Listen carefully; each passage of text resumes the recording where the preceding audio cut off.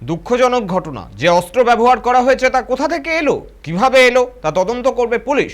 রাজনৈতিক সংঘর্ষে খুন, সে প্রশ্ন এড়িয়ে গিয়েছেন জেলা তৃণমূল নেতৃত্ব। খুনের নেপথ্যে চক্রান্ত দেখছে শাসক দল।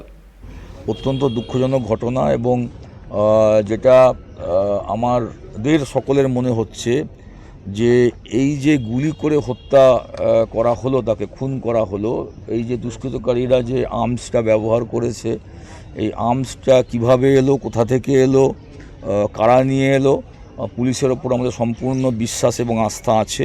আশা করব পুলিশ এর সঠিক তদন্ত করবে এবং দোষীরা গ্রেপ্তার হবে। এবং এটা দুষ্কৃতকারীদের কাজ, এটা আপনারা বুঝতে পারছেন। তার কারণ কোনো স্বাভাবিক ভদ্র মানুষ তো আর গুলি করে মানুষকে খুন করবে না। তাই যারা করছে তারা দুষ্কৃতকারী, অ্যান্টি সোশ্যাল ক্রিমিনাল। তাদেরকে কারা লাগালো, কেন খুন হলো, এটা সম্পূর্ণ পুলিশের তদন্ত সাপেক্ষ বিষয়। তো কেউ দেখতে পায়নি যে কিভাবে হয়েছে, এটা তো কোনো সামনাসামনি কোনো সংঘর্ষ নয় যে মানুষ দেখতে পাবে। তো সুতরাং এটা তো চক্রান্ত করে খুনটা হয়েছে। এই চক্রান্তটা কারা করলো এটা তদন্তের বিষয়। এবং চক্রান্ত না করলে সে হঠাৎ করে রাত্রিবেলাতে বাড়ি থেকে বেরিয়ে গেল কেন।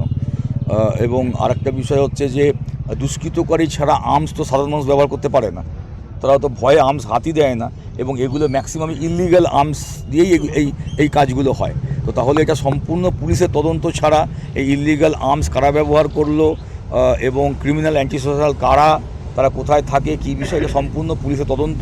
এটা দুষ্কৃতকারীদের কাজ, এবং যারা চাইছে বাংলাকে অশান্ত করে তুলতে এবং বাংলায় একটা অশান্তি লাগিয়ে নির্বাচনের প্রাক্কালে এটা প্রমাণ করার চেষ্টা করছে যে পশ্চিমবাংলায় আইনশৃঙ্খলার অবনতি হয়েছে, তাদেরই এটা কাজ বলে আমার প্রাথমিকভাবে মনে হয়।